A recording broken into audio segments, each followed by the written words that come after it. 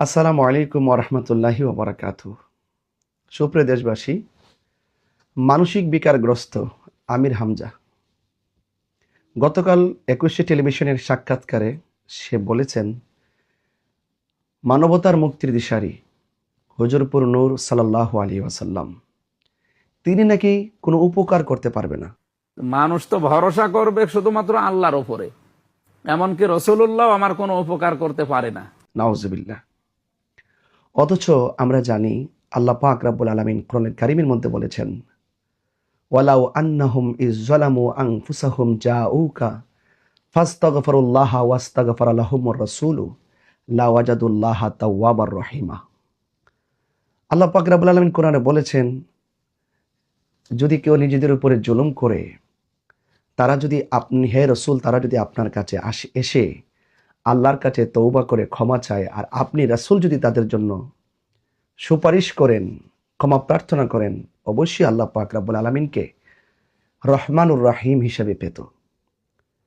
তো সুতরাং রাসূল করিম সাল্লাল্লাহু আলাইহি ওয়াসাল্লাম যদি কাহারোর জন্য ক্ষমা প্রার্থনা করেন আর আল্লাহ যদি সেটা কবুল করেন, এটা কি উম্মতের জন্য উপকার নয়? আমরা সবাই জানি হাসরের মাঠে রাসূলের সমস্ত উম্মতগণ নাফসি নাফসি বলে কাঁদবে। একমাত্র আমার নবীজি হাসরের মাঠে আকিমিস সালাতা লিদুলুকি শামসি ইলা গাসাকিল লাইলি ওয়া কুরআনুল ফাজর ইন্না কুরআনাল ফাজরি কানা মাশহুদা ওয়া মিনাল লাইলি ফাতাহাজ্জাদ বিহি নাফিলাতান লাকা আসা আইয়াবআসাকা রাব্বুকা মাকামাম মাহমুদা। ওই মাকামে মাহমুদের গোড়ায় একমাত্র আমার নবীজি উম্মতের জন্য ইয়া উম্মতি বলে কাঁদবেন। রাসূল যদি উম্মতের জন্য কাঁদতে থাকেন, এটা কি উম্মতের প্রতি রাসূল পাক সাল্লাল্লাহু আলাইহি ওয়াসাল্লামের ইহসান নয়?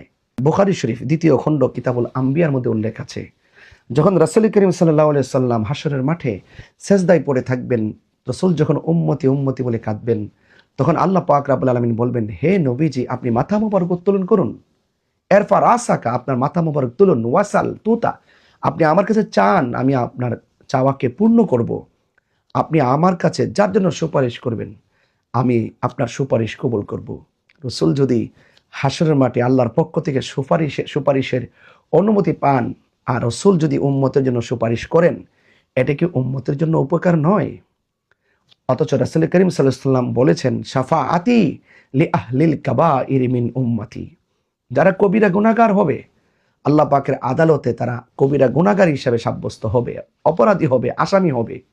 কিন্তু রাসূল বলছেন, যারা কবিরা গুনাহ করবে আমি রাসূল তাদের জন্য সুপারিশ করব। যারা ইমানদার কবিরা গুনাহের কারণে যারা আল্লাহর কাছে আসামি হয়ে যাবে, আর রাসূল ওই গুনাহগারদের জন্য উম্মতের জন্য সুপারিশ করবেন, আর আল্লাহর পক্ষ থেকে রাসূল সুপারিশ করার জন্য অনুমতি পাবেন। রাসূল যদি উম্মতকে সুপারিশ করে জান্নাতে নিয়ে যান, এটা কি উম্মতের জন্য উপকার নয়? এই মানসিক বিকারগ্রস্ত আমির হামজা একের পর এক রাসূল করিম সাল্লাল্লাহু আলাইহি ওয়াসাল্লামের ব্যাপারে বিষোদ্গার করে যাচ্ছে।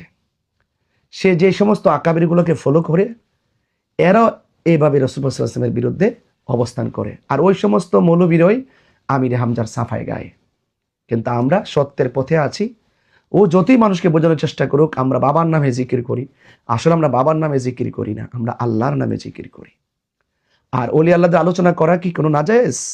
জিকরুল আম্বিয়াই ইবাদাতুন ওয়া জিকরুস সালিহিনা কাফারা। নবী রাসূলদের আলোচনা করা হলো ইবাদত, আর আউলিয়া কেরামদের আলোচনা করা হলো গুনার কাফারা। তাহলে আমরা যখন ওলি আল্লাহর পক্ষে কথা বলি, তখন তারা মানুষদেরকে মিসগাইড করে, আমরা নাকি ওলি আল্লাহদের মাজারে গিয়ে নাকি সেজদা করি, মাজারে গিয়ে নাকি বাবার নামে জিকির করি।